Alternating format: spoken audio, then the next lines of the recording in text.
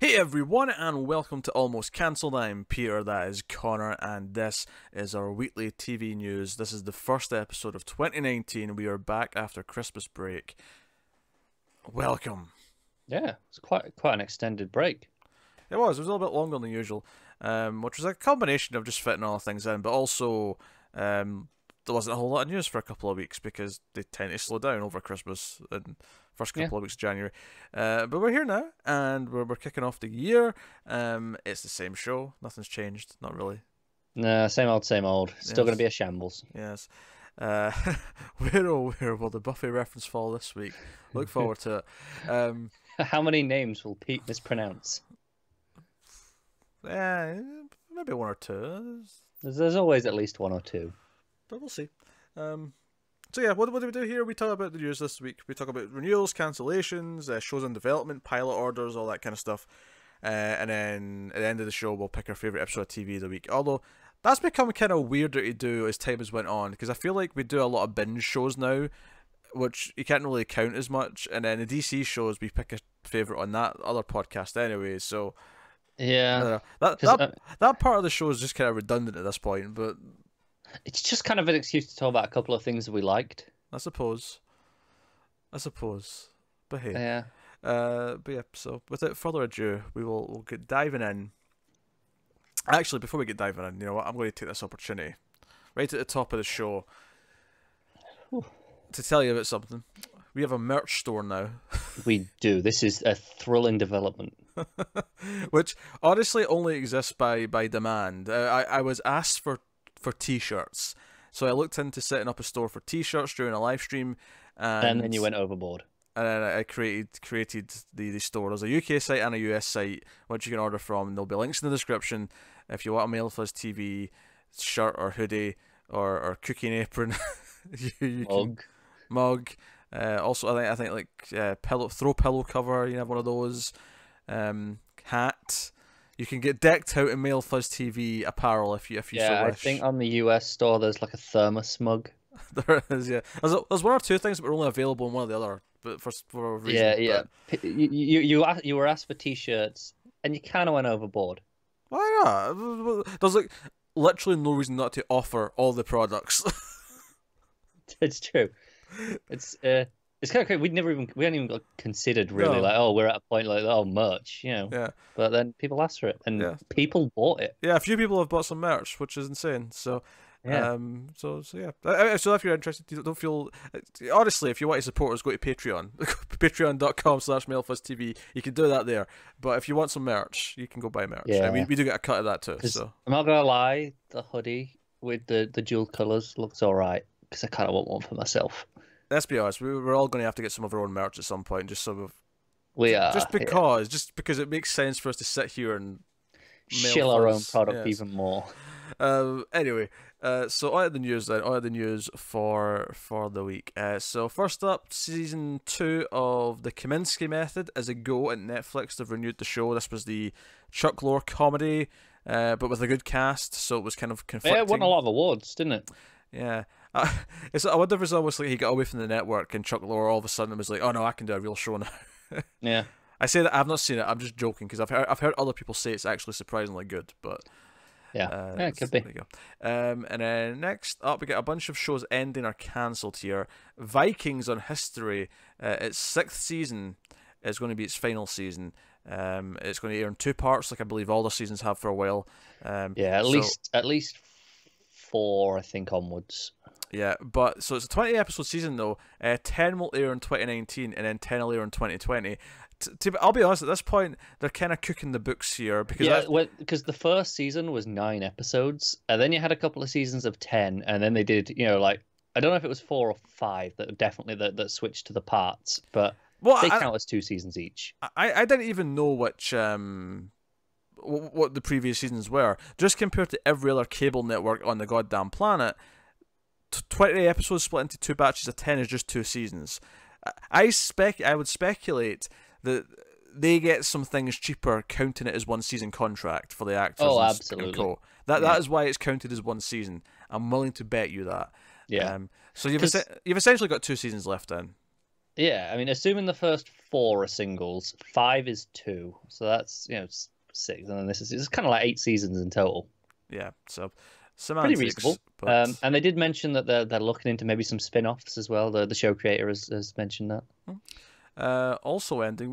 We've probably never talked about this show, but I'm intrigued. I thought it was notable that it's finally ending with its 15th season, and that is Criminal Minds is ending. Criminal Minds has ended? Yeah. Or well, it's going to end. It's going to get a 10-episode season, final season. I thought that son of a bitch would live forever. Which will take it to 325 total episodes.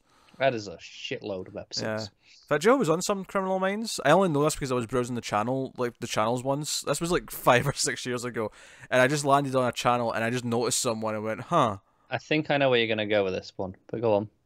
It was Nicholas Brendan, who you may know from the hit television show Buffy the Vampire Slayer as Xander Harris. Hey, it was early this week. Sometimes I like to leave you waiting for later, but this was early this week. Or it's the first of multiple. We'll see. Also cancelled, Channel Zero has been cancelled by Sci-Fi after its 4th season. Which is a bit of a shame, although it is notable that we didn't watch its 4th season after doing the first 3, for 2 reasons. 1, 3 we thought was weaker, so we weren't as enthusiastic in 4, and then the real killer though, and this is maybe also a sign that Sci-Fi themselves were kind of had lost interest in it. They burned through it. They put it out binge watch style, and because that was why we didn't watch it, because we couldn't fit it in with the schedule at the time. Had it been once per week, we could have done it. So no more Channel Zero. 4 seasons is not a terrible run though, and they're all standalone stories. So yeah, and we can vouch for the first 2. I heard 4 was good. I did hear from some people that 4 was good. Yeah, but some people thought 3 was the best. So I don't trust people. This is true. Although I believe Tim, our resident, my co-host on Streams After Midnight, he didn't like 3 but liked 4. So okay, I mean, he also liked The Boy, but I mean. Well, yeah, he's got some questionable taste. No one's completely foolproof, right? Everyone's got their kinks. Yeah. And I'm not talking sexy kinks. I'm talking kinks in their armor. Yes, they do. Also cancelled was Trial and Error at NBC after 2 seasons. This is also a shame. I really like season 1. I've not seen season 2 yet, admittedly. You're to blame then. But season 1 was really good. Season 1 was really, it was my fill-in for Parks and Rec when Parks and Rec was done. I'm not saying it's as good as Parks and Rec, but it felt along those same lines. It felt like it was doing a lot of the same notes. And I don't know if season 2 is well regarded. I'll have to watch it at some point. I look forward to it. It was kind of anthology style in the sense that the main characters, the case was a different character in season 2, but I believe all the characters who were actually on the lawyer staff, they were the same. Makes sense. Hey, so that's a shame. And then also kind of a shame, although we can't speak to all of it, but the first has been cancelled at Hulu after 1 season. We liked the pilot for this, and we never had time to do the rest of it, but... yeah, we watched episode 2, and I don't know if we ever even spoke about it, but I thought episode 2 was still pretty good. I can't remember now, but I remember thinking it was good enough at the time. I couldn't tell you specifics, but I remember going, yeah, that was pretty good. Yeah, so, yeah, quite a few things got axed this week. Cutting some fat. I'm not surprised by a lot of those though. Channel Zero and Trial and Error had kind of weird like orders in the first place, where they got like these small orders for like summertime and things like that, or it was kind of weird. But there you go. That is cancellations. On to some premiere dates, some with trailers, but not all. Well, actually, all of them do have trailers. I just didn't care about one enough to watch the trailer. I'm intrigued as to which one. That's the second one. The first one we're going to talk about is Russian Doll, which is a Netflix show. It's premiering February 1st, and this came with a trailer. This is Natasha Lyonne, I think her name is, who you may remember her as a character from American Pie. That's where I know her face from. But she, it's basically a kind of Groundhog Day TV show, where she keeps dying and coming back to the same party. Because of the dying, you might be tempted to think Happy Death Day, but she's not being killed. It's more like destiny wills it. Like, she keeps having accidents and dying. Yeah, very kind of just extreme, like, oh, I fell down the stairs, and then, oh, I tripped over this thing. Yeah. Which honestly, probably my favourite part of the trailer is how ridiculous some of these accidents start to look. And probably the best moment is right at the very end, where she's trying to go down the stairs really slowly and then chickens out because she's fell down the stairs and like died so many times at this point. Oh yeah, it looks all right, honestly. Yeah, and it had a little bit of a hook in that beyond just that premise. In when she towards the end of the trailer, she's in an elevator, and she's like, "Oh, we're about to die," and this guy's next to her. And he's like, "Oh, don't worry, I die all the time." Yeah, so there's at least a second one, and yeah, I imagine that'll be at the end of episode 2 or 3. She'll find this guy. Yeah, probably. And I can see. Okay, I get an idea of what the show actually is just from that one little moment. Yeah, it'll be about figuring out, okay, why can we both do this? Because I think what separates it from me, obviously you still compare it to Groundhog Day and Happy Death Day and, you know, the Edge of Tomorrow, whatever. I think what separates it a little bit for me is the idea that in Edge of Tomorrow and Happy Death Day, where the characters at points almost like either die to reset, or they even in Edge of Tomorrow, and it looks like Happy Death Day 2 is going to do this as well, the characters actually kill themselves in order to reset so they can try and accomplish something on the reset. This is kind of the opposite, where she doesn't want to die and the deaths are just kind of just seem destined to happen. Like, you know, it's like Final Destination. Like I said, it just things are coming in and just doing it because she's supposed to die. It's potentially very funny. Yeah, it's interesting. So we didn't really know about this before this trailer, but I feel like at least a pilot watch is probably on the cards. Probably, yeah. For February 1st. So, do we have anything else penciled in around that time? Probably. I have no idea. I didn't think to check. I can't February remember. 1st. I can't remember. This is not time for this. Why are you looking at this just now? Because it's there. Beyond just more Discovery.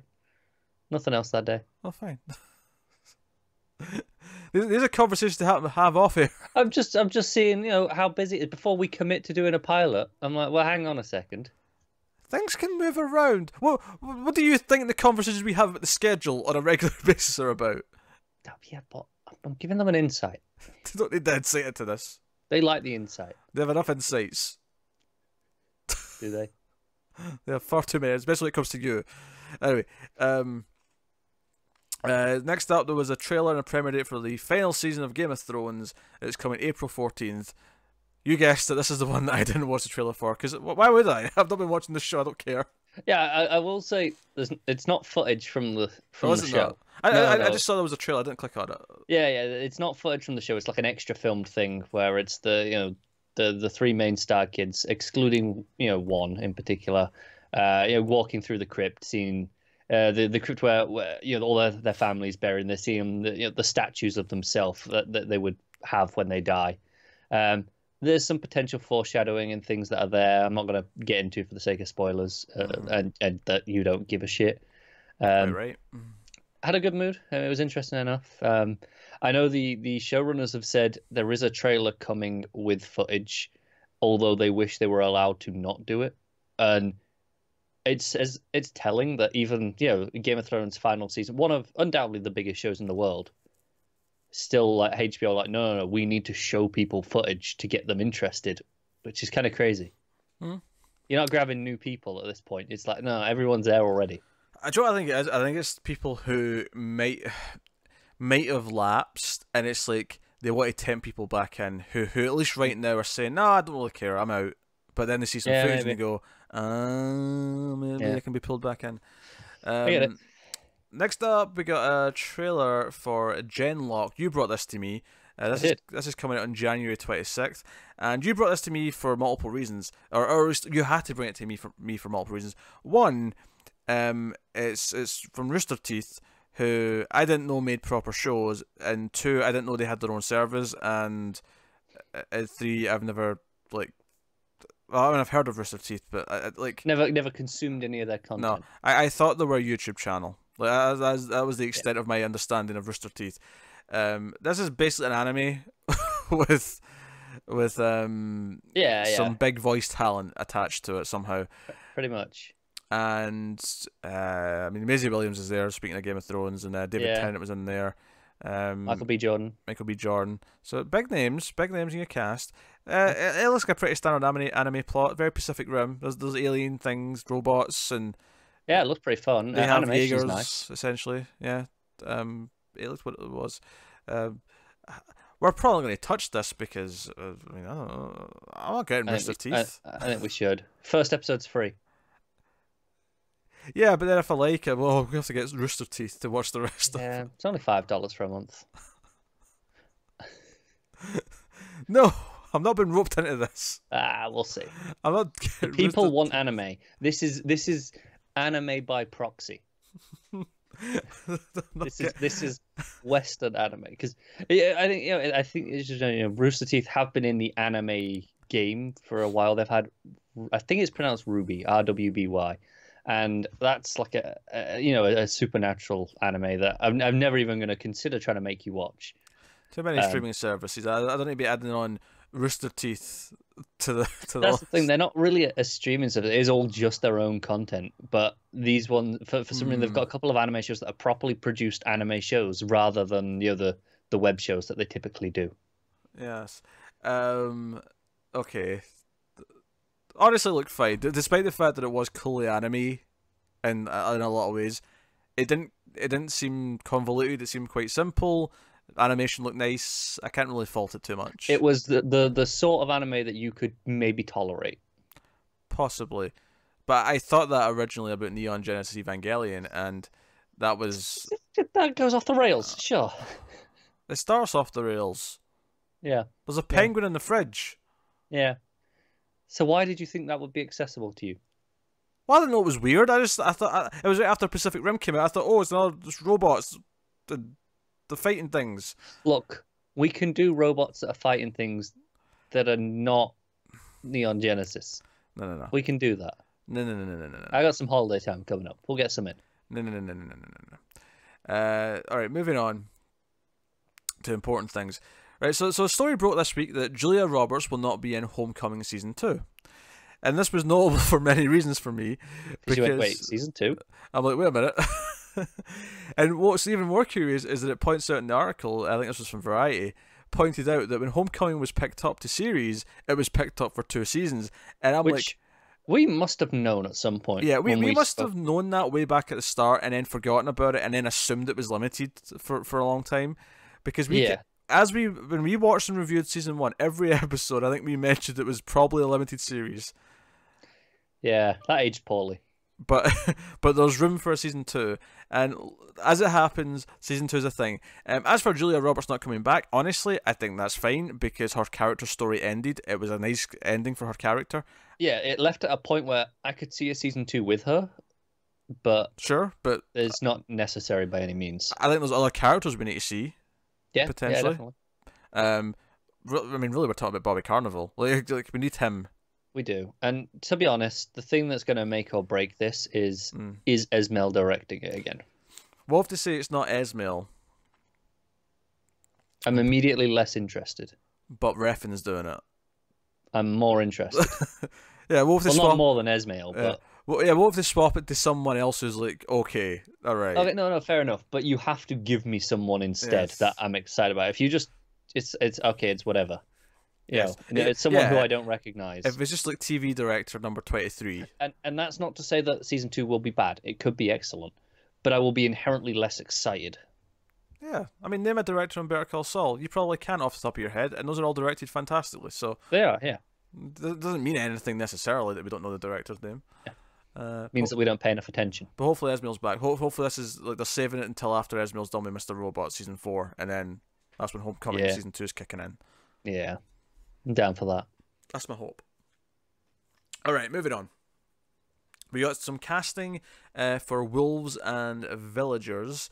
Naomi Watts was cast in the lead role. This is a Quibi series, or Quibi series. I don't remember what the hell this is. Have we spoke about this before? I don't know if we have, but because it was casting news, I put it in this section as opposed to news. I don't recall that. What was it? Quibi? Well, here's the weird thing here, is that this is one that I wasn't even sure if I should put it in, because I'm like, do I even count this as a TV show or as a web series? But because it's something kind of unique, I thought I'll put it in just to talk about it at least once and explain what Quibi is. Right? Please, because I've never heard of it. Right, so the exact plot of this show has been kept under wraps, but it's been referred to as Fatal Attraction 2.0. Jason Blum's producing it. It's the whole thing. So Quibi is short for quick bites. So maybe it is Quibi. That's a horrible name. Yeah, it's Quibi. Quibi. Quibi. Anyway, I hate it. It was unveiled back in August. They're investing money, blah blah. When they're getting Naomi Watson something, so clearly they are pumping money into these things. But yeah, so they've got a bunch of projects lined up from Guillermo del Toro, Antoine Fuqua, Sam Raimi. So some names there. So basically the idea is that they'll all be about, like the entire shows will be about 2 to 4 hours long each. So I don't know if that's like all half-hour episodes, if it's like a bunch of 15-minute episodes. I have no idea, but okay. But they sound like they're going to be self-contained. No season 2s. Just all limited things that end. So I don't know, testing the formats, I guess, and seeing what they can do. Yeah. Do we know anything about this show other than the title? Referred to as Fatal Attraction 2.0. So right, okay. That gives you not really sense of premise, I guess, a little bit, but nothing specific. But on to the new shows then. Yes. Yeah. Wait, I thought I had another one before we got there. Oh, for God's sake! Told you, people. Shambles. That is shambles. See, here's the problem. I did half of this news last week when I thought we were recording the first one last week, and then I just added to it again this week. So, yeah, because there's another one that's kind of in the same boat where we've heard about it before, and it was a casting news, but it's in the news section. That doesn't really matter. We'll get there when we get there. It's fine. It's fine. It is unacceptable. On to comedies. So Kenan Thompson, who you may remember as from Kenan and Kel when you were growing up, if you grew up watching some of the Nickelodeons. I'm familiar, never watched. Ah, there it goes. What? That was a quote from Kenan and Kel. Clearly over my head. Who loves orange soda? Kel loves orange soda. I'll stop. So yeah, Kenan Thompson is producing and is going to star in a show called Saving Keenan. Sorry, Saving Keenan, his name, not Keening, Keenan. So it's been picked up to pilot by NBC. It's about a newly widowed dad, played by him, determined to be everything for his kids, while begrudgingly letting his persistent father-in-law become more involved in their lives. So his wife's dead, but he's like, he's getting closer to his father-in-law. It's a family comedy with kind of a sort of a core element removed to give it a different flavour. Sure.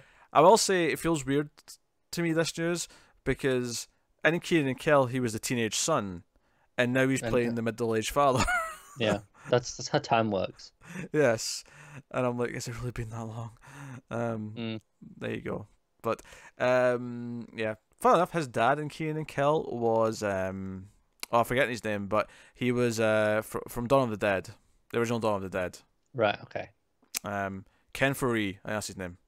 But yeah, so there you go. I kind of hope it's not, and you've just thrown out a random. No, I think it's Ken Faree. I think it's Ken Faree. But yeah, NBC also ordered a pilot for Lake Magic, a single camera comedy. It's a workplace comedy from Superstore writers Bridget Kyle and Vicky Liu. Lake Magic is a workplace comedy that follows an optimistic young woman pursuing her dreams in the mysterious world of the Magic Palace. I have seen some of. Was it Superstore? Mm-hmm. I've seen some of that. Not a fan. Okay. I thought it was gratingly unfunny. So, not optimistic, personally. You have experience with gratingly unfunny, though, so... I do. I know. I'm very intimately, acquired with it. CBS have given a pilot green light to The Story of Us. It's a hybrid comedy from Mike Royce and Nick Stoller. Written and executive produced by comedy veteran Royce, The Story of Us is a story told through interviews and vignettes spanning 10 years about how an unlikely couple became an unlikely family. So it sounds like it's kind of doing a How I Met Your Mother thing, but with more people in the other end of it. Yeah, probably. You can maybe even argue it's like How I Met Your Mother mixed with like an Office style show, but instead of cutting to interviews of the people in the show, it's cutting to people from the future. I'm intrigued as to it says about vignettes and stuff. Is it like each episode is one thing like that? Maybe. and it cuts around because it's set over a decade, right? That's true. Yeah.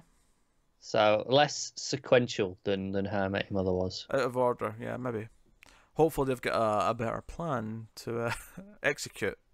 Mm-hmm. Should it be successful? Mm-hmm. I'm not going there. Not getting into it. Freeform has put in development National Parker, a half-hour comedy from Splitting Up Together star Jenna Fisher, not The Office star Jenna Fisher. I mean, I get that Splitting Up Together is more modern and relevant, but still, she's not the The one Office. that people know her from. Yeah. Also, actress, writer Alexandra Henriksen, who worked on Maniac from Netflix. In National Parker, when a social media obsessed Parker Adams world comes crashing down after a breakup, she decides to put on her New York City life behind her and become an adult with a real job as a National Park Ranger at Alaska's Hickberry National Park. I think I hate this. Why do you hate it? I don't know, that whole premise. I feel like I immediately dislike the character. I wouldn't say I dislike it, or I wouldn't say I like it, but there's nothing about it I dislike either. I feel I immediately dislike the main character just from that already, and that's probably not a good sign. You know, I think it'll be like the fish out of water stuff, but she's willingly doing the fish out of water thing. She wants to improve herself, so she's making an effort. Sure, but it's freeform. It's free. Well, I mean, yeah, it's going to suck because it's on Freeform, but Freeform don't have anything worth watching. No, not even Siren. Which we totally watched over Christmas and did a review of. Yeah, it was our Christmas present to you fuzzers. So next up, The Office star Steve Carell is reuniting with Greg Daniels, who are both going to produce. Greg Daniels is going to showrun. Steve Carell is going to star in this. It is a new workplace comedy at Netflix, which is called Space Force, and it is centered around Space Force. It's a new branch of the military, essentially, of the armed services, and it's about them figuring out how to implement it. It doesn't sound like they're actually going to be in space. It sounds like this is all about just developing the Space Force. You know what this is based on, right? It says in the article here, yes. Yeah. I don't know if you remembered these comments. I didn't. But go on, tell everyone at home. Some stupid moronic comments from a certain president, suggesting that maybe Space Force should be a thing. Mm-hmm. And there's a whole TV show going to happen about it at Netflix. I actually watched the trailer teaser. There wasn't any footage. It was just text, It was text. It had the music from Space Odyssey. The big thruster. I know what you're talking about. Yeah. Well, you giving me a bit of a blank look. I was just waiting for you to get to your point. I didn't think you had to acknowledge the 2001: Space Odyssey music.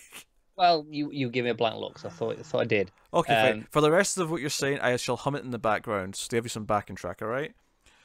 Please don't.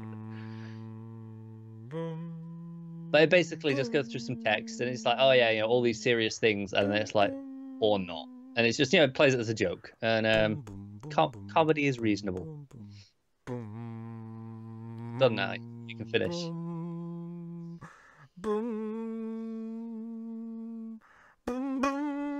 I'm really regretting letting you get started.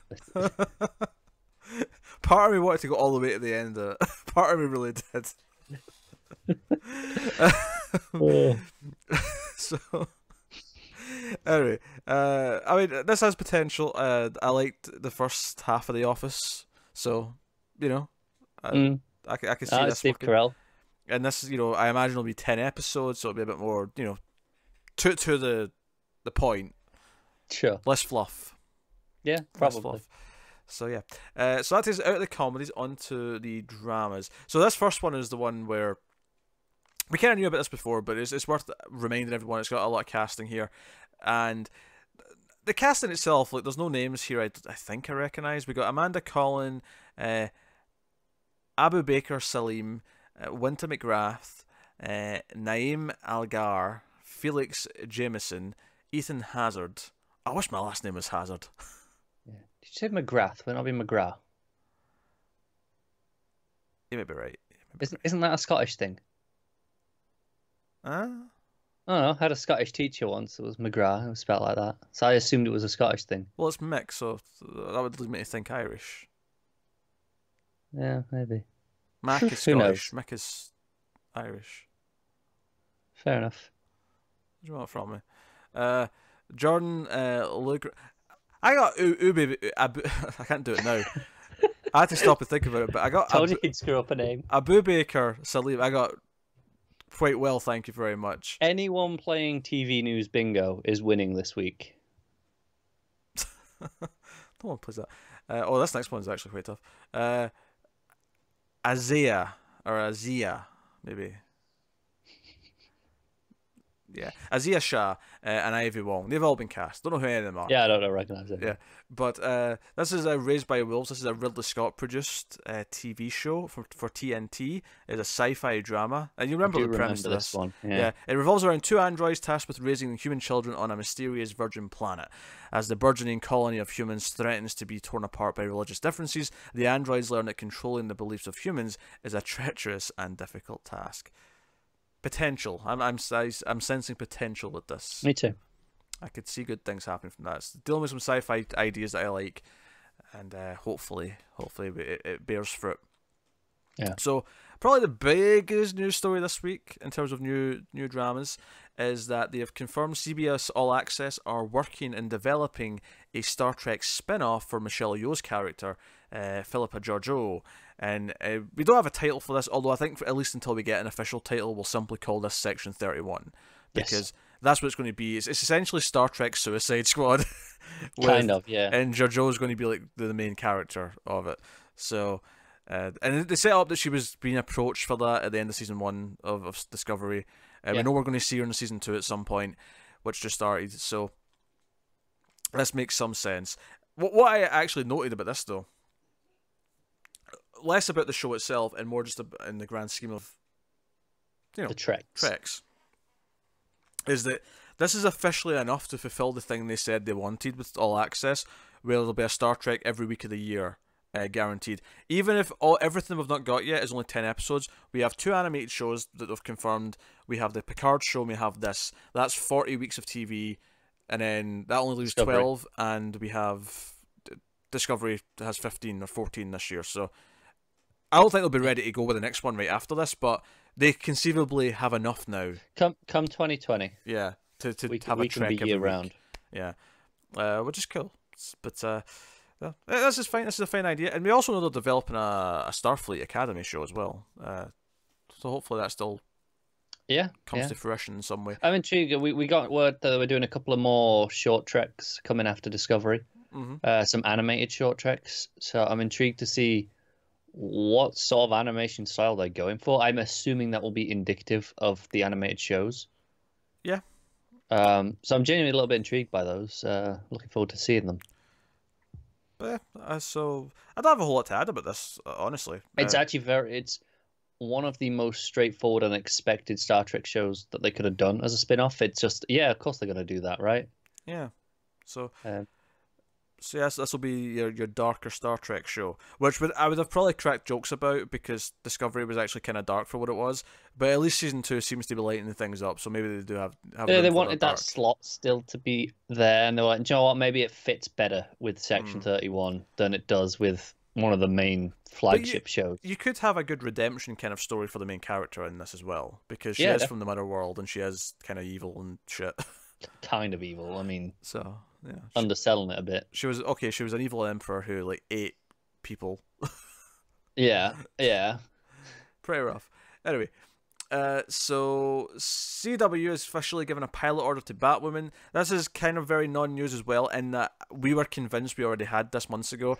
I guess it was just rumored, and it was because I remember the rumor even being that it was going to shoot in April. This confirms as well that it's going to shoot in April. So. Batwoman pilot's happening officially, which is cool. So, what is mildly interesting about this to me is we might not get the announcement of which shows have been renewed till a little bit later than usual. They might want to wait and see if they're picking this up for sure, like after they've seen the pilot. So presumably then we won't be getting an announcement because CW usually quite early, in eager in announcing these. Yeah, typically I expect them by the end of February with CW. Yeah, sometime in March at the latest. But with this, they might actually wait till May, and tell us all at once. Maybe. Here's the weird thing though, is they basically confirm most of them are coming back by telling us there's a crossover next year. And then on top of that, I was actually looking at an article today, and it was an interview with Supergirl writers about the second half of the season, and in the interview, like someone was saying, "Oh, what about Justin Jordan coming back as Win, right? Not Justin Jordan, Jeremy Jordan, Jeremy Jordan, yeah, Jeremy Jordan. What about him coming back as Win? You had plans for that, right? It's like, oh yeah, we've got plans for that. But it's not something we'll do this season. That's a season 5 thing. And I'm like, well, they sound quite confident. They do. I think the ones I'd be more concerned about are Legends and maybe Black Lightning on the fringe, depending. Those are the ones that are probably not as guaranteed. Yeah, okay. Just in the sense that they're not part of the crossovers necessarily. No, not necessarily. Whereas the core 3 are pretty safe. Yeah. I mean, if I was betting a betting man, I'd still probably bet on everything being renewed, but just because it's CW. It's the CW, yeah. Yeah. But it won't shock me this year if one gets the axe. No, because they are building up quite the slate. Yeah, but hey, so Batwoman is officially getting a pilot. That doesn't mean it's officially happening as a show, but it's a CW, so it probably will. Even if it doesn't, though, I feel like we're still going to see her in Crisis, right? Even if the show doesn't happen, they'll still bring her back for a big guest appearance in Crisis. Yeah, as long as she's not busy off doing something else. Well, yeah, but here's the thing, though. They'll just negotiate that contract because because of the pilot, she'll be locked in for the season should they want to take that option out. So all they have to do is negotiate a contract before she's went to look for other work. No, it's true, but if the season doesn't get picked up, she would not be under any obligation then to stick to that contract. It would have to be a separate thing entirely. Well, I know, but you implied because she might be busy. I'm saying that wouldn't be the concern, like, because they would just do it right as they're deciding not to pick it up. No, fair enough. Right? Obviously, yeah, she can still turn them down because she's not obligated, but it wouldn't be because she's busy at the time. Oh, I've got a movie I'm with you now. Yeah. Anyway, so let's move on to the next thing. Apple is near a deal for an entitled science fiction series. Yep, Apple's got more shows going. Oh, yeah. Starting off the year in a good way. Co-written by Simon Kinberg and David Veal. Kinberg's a bad sign because Kinberg's the one working on the X-Men movies. That's what I was thinking, and it's kind of been not great. But specifics under wraps. Did you see what people have said about Dark Phoenix? I've seen some of it, yeah. Yeah. It's not looking good. No, it's not. The early buzz is not looking good. But specifics under wraps right now, but sources said this is a large-budget, ambitious, character-driven genre show that will go into production this summer. So, they're making waves. Yeah. Apple are getting a slate of content. I feel like Apple has at least like 10 shows at this point that we're definitely trying pilots of. Which it's funny, like compared to like something like CBS All Access, where it's like, here they've got one show, maybe they'll have a second one with Twilight Zone at some point. Whereas Apple, like, no, we've got a slate. We have a big slate. It says a lot about the power of Star Trek. That's enough to sustain that service. Well, it's debatable if it is, but yeah, sure. Well, I mean, they seem to believe it is. Apple's service will do more numbers. Oh, sure. I'm not going to argue that. Do you know what's funny, though, is I think it's crazy to me that Apple have way more things planned for their service than Disney do for theirs. Now, Disney has big names, so they don't necessarily have to, but it's just funny to me that Apple, who has not made content before, really, has got this giant slate. To be fair, Disney have a reasonable amount planned. Oh, it's reasonable, but it's nothing compared to what Apple's got planned. If you start counting in the original movies that they've got coming to it as well, maybe it's comparable. I don't know. Yeah. There was some stuff I didn't put in the news, by the way. That I'd vaguely heard things on Twitter. I couldn't find like sources for these things, so I didn't want to put them as a news story. But just about some of the Marvel shows that they're doing. Like I read that the Bucky and Falcon show is going to be integral to Phase 4 of the Marvel movies, and I'm like, that makes sense. If one of them ends up becoming Cap, this I series saw might be one important. about the Loki show. that Tom Hiddleston will only be there in a narrator capacity. Yeah, because What it'll be it's is gonna be young Loki, young Loki, yeah, and with young Thor as well. I think they said. that makes sense. So I mean, that's some people are quite disappointed about that. And they confirmed that Scarlet Witch, like Vision, will be there. It'll basically be Scarlet Witch and Vision show as Yeah. opposed to just Scarlet Witch, which is cool. It makes sense. This is cool. So, but anyway, so next up, Netflix has greenlit Shadow and Bone, which is an 8-episode series based on Lee Berdugo's best-selling Shadow and Bone and the Six Crows Grishaverse novels, fantasy novel series. This is what I did last week, and I'm just reading this going, what is this shit? I don't remember this at all. Well, that's a positive sign for the story. So this is from Eric Heiserer. That's an awkward name. So he's done this show, writer of Netflix, movie Bird Box, of all things. But Sean Levi is producing it, who of course produced Stranger Things, so who knows? Yeah. So created by Heiserer, who will showrun Shadow and Bone. It brings together the stories and characters of both Shadow and Bone and Six of Crows. So they're two different books. Two overlapping series that will take place in Berdugo's Grishaverse. Here's the premise. In a world cleaved in two by a massive barrier of perpetual darkness, where unnatural creatures feast on human flesh, a young soldier uncovers a power that might finally unite her country. But as she struggles to hone her power, dangerous forces plot against her.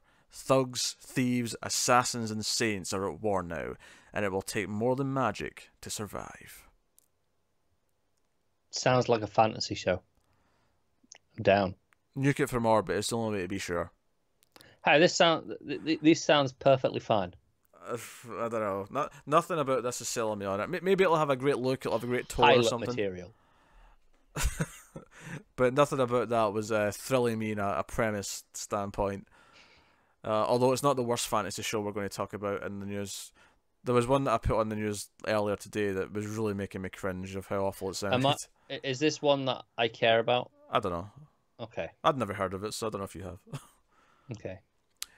Next up, Robert Kirkman's Skybound Entertainment, who make TV shows. This is not the first time, but like I'm even more shocked now that Skybound Entertainment's like making shows. Yeah, they have a deal with Amazon, right? Yeah, I think so.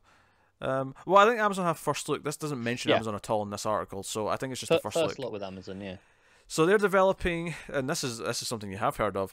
They are developing a TV adaptation of a Korean film. Which Korean film?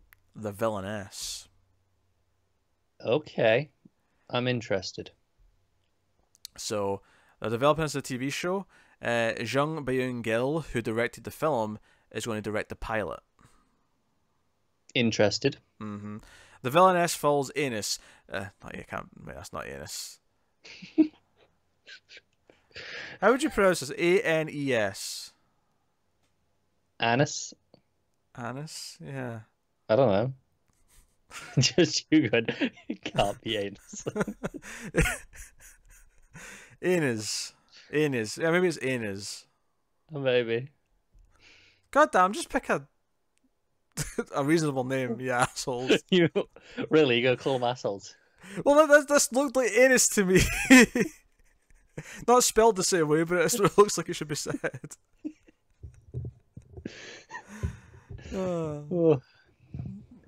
Anez, we'll call it Anez. Right, so it follows Anez, who was kidnapped from her home in Korea and raised by a deadly assassin in Los Angeles.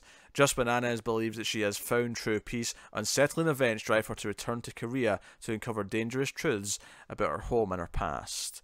So, some differences there in plot from the movie, but I get it. So, this 100% comes down to direction and style. It does. If the action is half as good as the movie, then this will be a great show.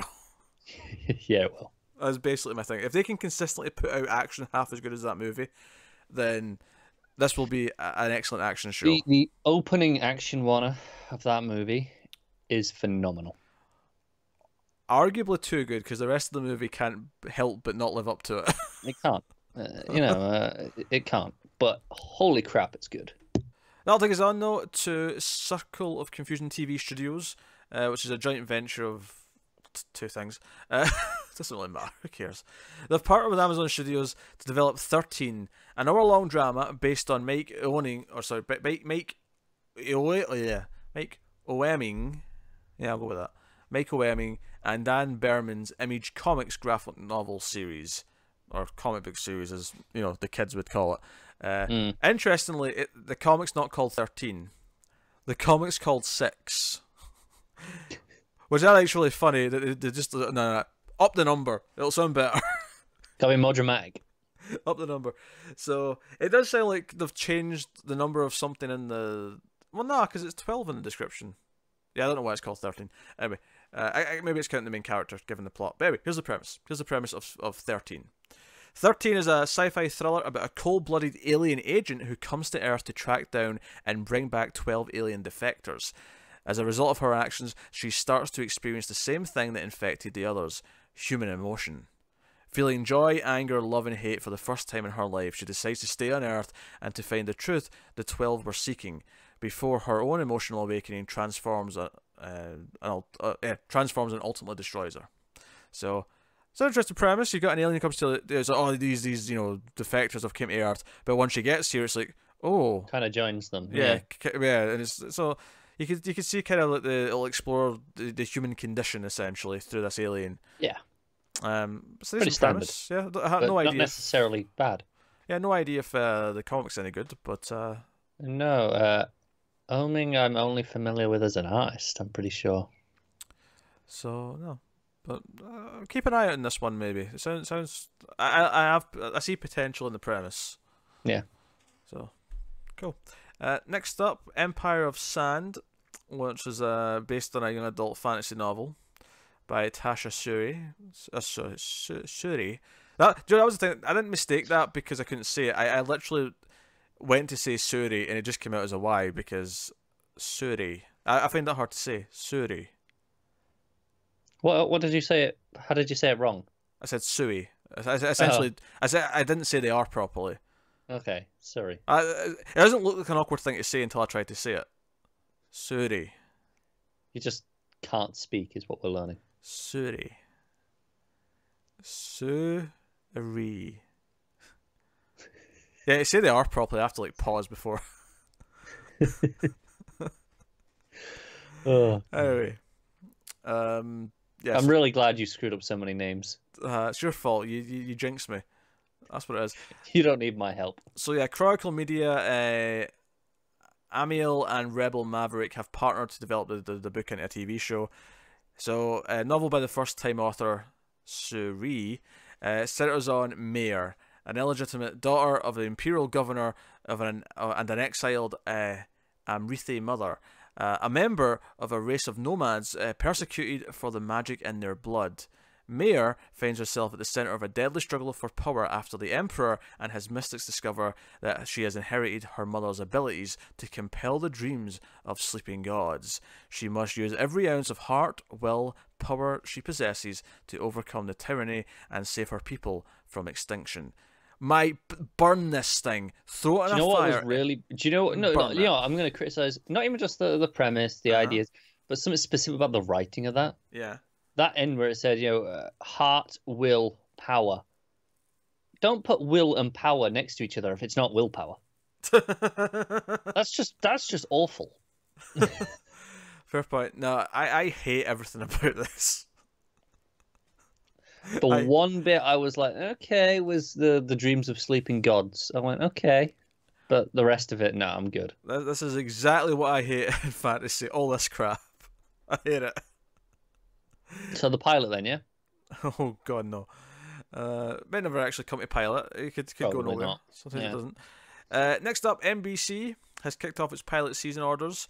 And it's mostly NBC. I feel like we have one or two at the end by other people, but this is a lot of NBC shows. Is it that time of year now? Yeah, we're getting to that. NBC a little bit early, but everyone else will be following suit soon. Yeah.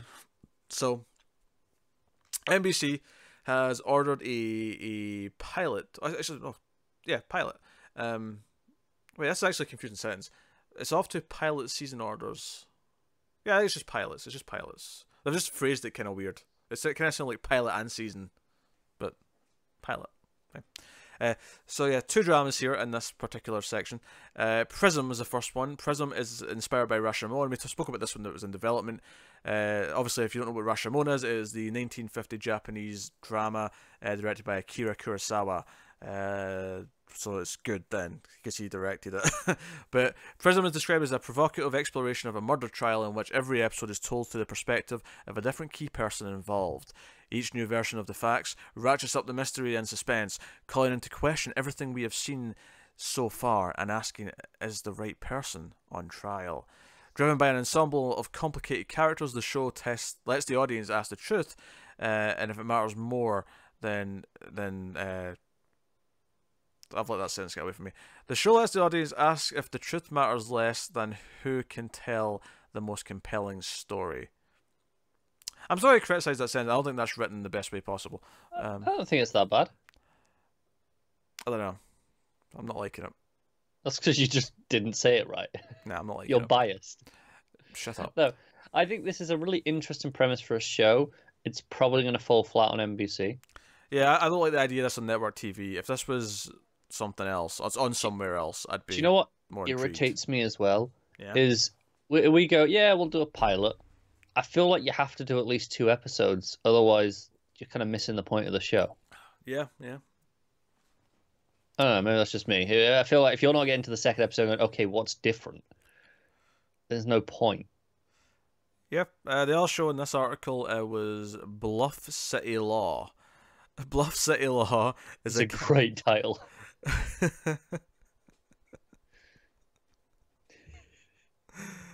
Oh, jeez. That television show, Bluffy the Law Makers. You're forcing it now. Bluff City Stop. is a character-driven legal drama that follows the lawyers of an elite Memphis law firm that specializes in the most controversial landmark civil rights cases. Led by legendary lawyer Elijah Strait and his brilliant daughter Cindy Keller, they take on the toughest David and Goliath cases while navigating their complicated relationship. So we're in Bluff City, Memphis. Presumably. Well, no, I don't think Bluff City is a real place, you tit. No, I don't. I just they're bluffing. They're bluffing in court. It's about bluffing. I know, but I just wanted to play the funny joke. Okay. God damn it! Ruin it. I like how you took a second where you went possibly, and then you went, hang on a second. No, wait, that's not what right. bluff means. Bluff is a. See, look at that. I just bluffed you with it. Although if someone actually looks it up and finds that there's a Bluff City in Memphis, I kind of hope there is now. Yeah, well, it's not. Memphis is a city. What am I talking about? It can't be a city in Memphis. That's how impressive it is. Yeah. So your joke's especially flawed. And you still fell for it. It should have been Bluff City, Tennessee. Sure. Anyway, NBC has ordered 2 more pilots in this article. I don't know why these are all paired, but they were all paired for some reason. So the first one is called Emergence. Emergence hails from writers and executive producers Michelle Fazekis and Tara Butters. Butters what? The project is described as You've made that joke at least 3 times before. I've not made it 3 times. I've not made it 3 times. Come on. I'm pretty sure you have. Once. At least 3 times. So yeah, every time her name comes up. The project is described as a character-driven genre thriller that centers around a sheriff who takes a young child that she finds near the site of a mysterious accident who has no memory of what happened. The investigation draws her into a conspiracy larger than she ever imagined, and the child's identity is at the center of it all. That's kind of generic. Yeah, I feel like this could very quickly get very like science fiction-y, depending on what the child is. If the child, it sounds verging on a Superman origin. Almost, yeah. But that's Emergence. The other one is Zoe's Extraordinary Playlist, and Paul Feig's directing the pilot for this one. So okay, so you're in mediocre hands. The project is described as an innovative. That's just one of those words that I struggle with. Innovative. Along with a lot of the rest of the words. Piss off. It's a musical dramedy about a whip-smart but socially awkward girl in her late 20s who is suddenly able to hear the innermost thoughts of the people around her as songs That's an interesting premise. Mm-hmm. And even big musical numbers that they perform just for her. So it's basically a musical, but only she sees the musical numbers. Yeah, so she's telepathic, Kind but of. can only get musicals from. I hope she hates musicals. With the new ability at her disposal, she is able to use her gift to not only help herself understand people in her life, but also to help others around her. It got super generic at the end. It did a bit. Because the rest of that was Do you know, not to your taste, but certainly not generic. I feel like I am doing worse than normal with these words tonight. I think it's because, one, you jinxed it, and secondly, we've been off for a month and I've not had to read things out loud. And Yeah. You've forgotten how to read. it's like, remember when you were school and you come back after Christmas and writing would feel weird for a little while and it just wouldn't be as good as it normally is? I went about a year without writing, like recently, and then like 3 months ago they went, here, write something, write this thing, and I went, I can't. I don't know how. I don't know how to write anymore. I've only used the keyboard. Yeah, I very rarely write things. In fact, honestly, me having a pad and jotting down a couple of guesses or whatever on a notepad when we're recording stuff is kind of like the extent of my handwriting these days. Yeah. My writing is just like, but it was illegible at the best of times. Yes. Now it's just a scroll. Next up, we have NBC again. They have ordered the pilot called Lincoln, which was the Bone Collector show. So they've called it Lincoln, which is the character from it. So, based on the book series, Lincoln follows the legendary forensic criminologist Lincoln Rhyme, who is seriously injured during his hunt for a diabolic killer known as the Bone Collector. So, the pilot's the movie, basically. They're going to do the movie again as the pilot. But I imagine they might not catch him in the pilot. They might save catching him for later in the season. Probably, yeah. Called back into action when the killer reemerges, Lincoln forms a unique partnership with Amelia Sachs, a young beat cop who helps him hunt the deadly mastermind whilst also taking on the most high-profile cases in the NYPD. Oh, that got so network. Yeah, it's going to be, case of the week for the most part. That was so network. Oh, I haven't missed this. Yep. And then NBC again. NBC has ordered Council of Dads to pilot. Again, these are all pilot orders. Based on Bruce Feiler's memoir of the same name, the show follows Scott Perry and his family, whose lives are thrown into upheaval when he gets a potentially terminal diagnosis. Facing his mortality, he and his wife Robin assemble a group of carefully chosen friends to support his family and guide them through the ups and downs of life's many challenges. I bet they do. Oh, boring. Yeah, I'm not really feeling much about it either. I got nothing. Sorry. That's the thing though. Like, this is the sort of one where the tone could be everything. If this has got a really quirky tone, or if it, yeah, I don't know. Like so many ways can make this work. But again, it's on NBC. I'm not really expecting much of a network version of that press. No. And then finally, ABC. No CBS this week. ABC is given the pilot to the Hypnotist Love Story, which is going to star Heather Graham. And I remember this one because this wasn't that long ago we talked about this in development. Graham will star and executive produce in the project. In the show, after a string of failed romances, successful hypnotherapist Ellen is optimistic about her current boyfriend. But then he reveals a disturbing truth. A stalker ex-girlfriend, played by Graham, has been following him for years. Ellen finds herself intrigued and oddly thrilled by the stalker, entirely unaware that they've already met. This sounds poor taste. I have to imagine that when you find out why she's following him, it's not just that she's stalking him. But, I don't know, just being thrilled by, oh, there's a stalker. That sounds poor taste. Yeah, I mean, this is the thing. I can see the quirky way it's going to handle it, though. Like Fair enough. Like I can see the tone that they're probably going to go for. And maybe it will still be poor taste, I don't know, but... Yeah, we'll wait and see. Or maybe not. Well, who knows? I don't think we're going to watch this, so probably not. Oh, there you go then. Problem solved. But there you go. So, there you go. That's the news this week. We got through it. That was the first one of 2019. It's done. Yeah. What did we watch this week? We did stuff, right?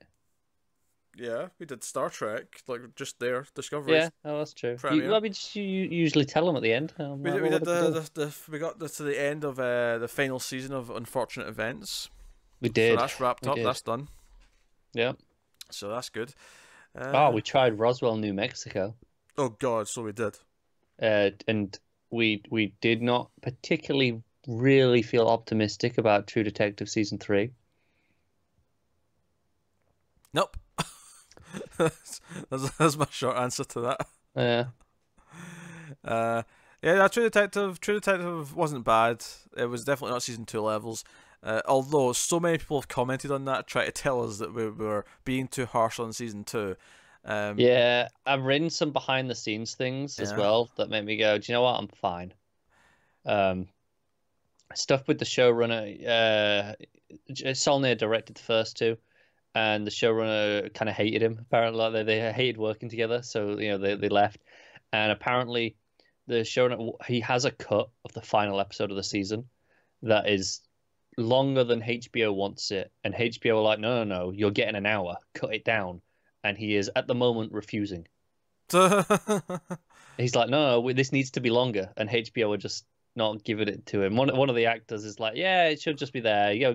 Who cares? Just screw your scheduling, put it out longer. Yeah, HBO doesn't really have that strict a schedule though, so yeah, honestly, they could probably just do They it. probably could, which says a lot, doesn't it? Yeah, that's a fascinating, but yeah. So it was okay, but like we just didn't feel very passionate about it, No. and I just remember being in misery making my way through season 2, back when it aired. So I'm okay. I'm okay. Yeah. No one needs to convince me of anything. I'm never going to go back and give it a chance. It's never happening. It's literally never happening. So, apparently, the plan in the oh, future is he wants to do a season with all the characters from the seasons together. it's not happening. I know it's not happening, but that's what he wants to do. It, the fact that he's fighting them on something when they gave him a third season after the reception of season 2, he should be counting his chickens. He should be over the moon and thankful. And instead, he's it's going, oh, I need more. He's having creative differences that's getting directors to walk out and having these disputes about the finale. Good directors as well. Yeah, good directors.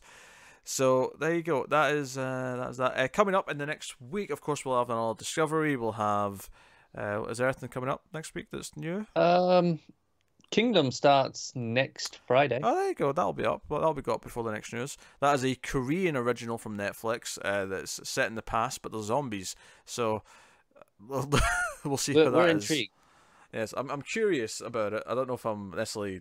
I have no idea what the quality is going to be like, but it's definitely crazy enough to try. I really like the trailer, but I mean, it's a trailer. It could be misleading. Yeah. So there you go.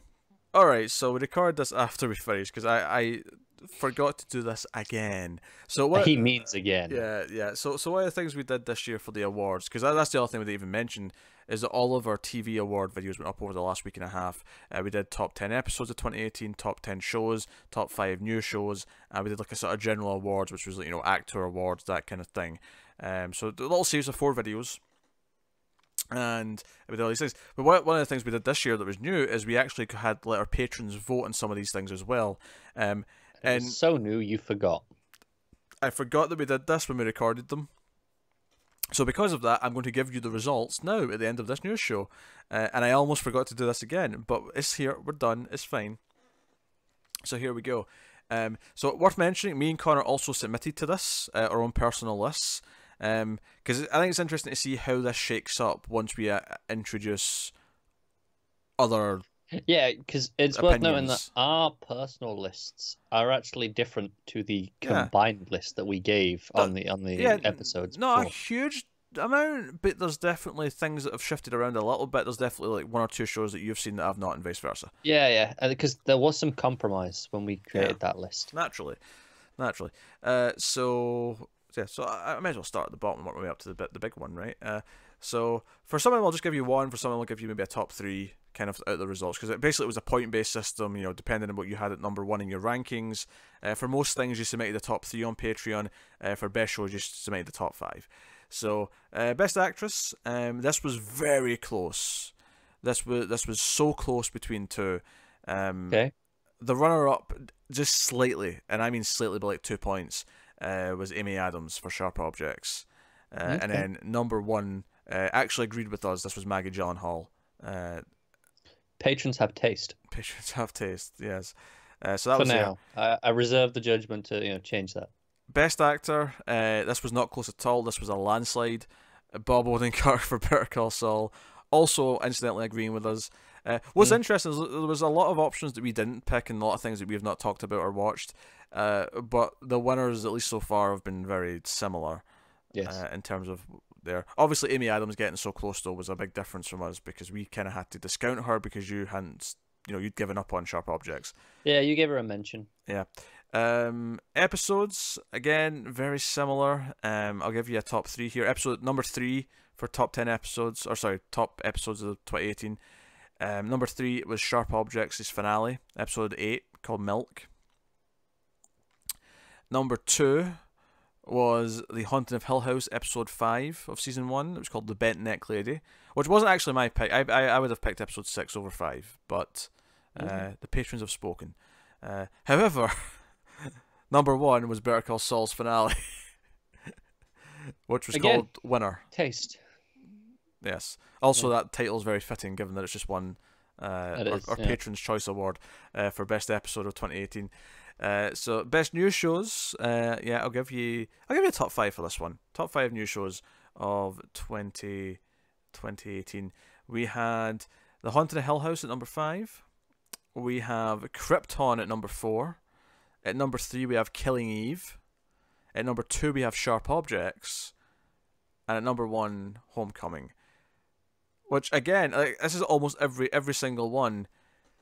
The winners ended up the same, but the rest that are just under it are all very different and mixed. Yeah, definitely. But ultimately, what it says is we were right to do the shows that we did and say the ones that we did in the awards, because clearly the people agree with us. Yeah, I mean, either that or it's like Better Call Saul and mainly Better Call Saul is like something that everyone who voted watches along with us, as opposed to some of the other shows where it's a bit more diverse. Sharp Objects though was proving quite popular across the board though. It was getting close in a lot of categories. So yeah, best shows though. We'll do a whole top 10 for this one, maybe. Yeah, do a whole top 10 for this. This seems right. Best shows. So, just quickly, I'm not going to sit and talk about each one as we talk about them. I'm just going to list them. Number 10 is The Handmaid's Tale. Significantly lower than we had it. Yeah, that's true. Number 9 is Star Wars Rebels. Hell yeah. I may have done that single-handedly. I'm not sure. Not single-handedly, but still. It probably wouldn't have made the top 10 without your encouragement. It is fully deserved. Still too low, frankly. You're the worst. Number 8, The Haunting of Hill House. Number 7 was Glow, which actually pleases me because I like that show a lot. But obviously you don't watch it, so it didn't get anything in our awards. So I'm pleased by that. Number 6 is Travellers. Number 5 is The Deuce. Number 4 is Killing Eve. Number 3 is Sharp Objects. Number 2 is The Expanse. So actually breaking the streak in the sense that not the same winner, although amusingly given what I just said to explain how Saul kept winning holds true because Better Call Saul is number 1. Yeah, I'll let it slide. So yes, our patrons who are into our TV content clearly watch Better Call Saul quite heavily because rightfully so. It got a lot of votes across the board. So yeah, certainly though, what was sticking out to me here though is Sharp Objects was close in most of the categories. Killing Eve was popping up in a few. Those seemed to be the main things that we weren't giving awards to or mentioning too much. You mentioned Sharp Objects in a few places. I did, yeah. I know you gave Amy Adams a nomination in actress. You gave I don't know her name, the actress name, the sister, a nomination supporting actress. So I mean, you were still pretty positive on it overall. Yeah. But they're actually, giving it, serious points.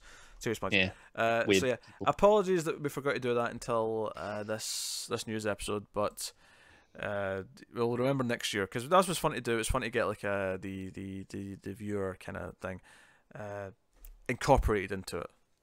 Yeah. I like to incorporate the fine folk at home, if at all possible. But yeah, so that was our patrons voting, our patrons winners of 2018's TV awards. But that's us. That is the news. So we mentioned at the start we have a merch store now. So click on the link. You can go have a look, see if you want anything. You can, of course, support us in other ways, though. You can support us on patreon.com/MailFuzzTV if you want to go over there and give us as little as $1 per month. That's great. You can, of course, also, there's a live stream that I do now twice a week. I do an early one on a Monday, which is 8 p.m. UK, 3 p.m. Eastern, and noon Pacific. Yes. Yeah. Yes.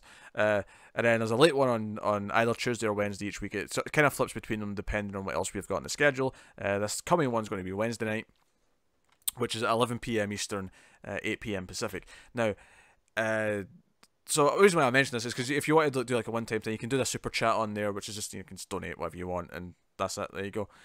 So you can do that. Of course, if you don't want to spend money, and we understand if you don't, you can support us by liking, subscribing, commenting, sharing this out, all these things. Just watch the ads, basically. All these things help. They do. You can do all that. Other than that, is there anything else I want to tell you? Yeah, get us on Twitter at mailed_fuzz, and that'll do. That's us. That's news 2019 episode 1. It's not been our best. Hey, speak for yourself.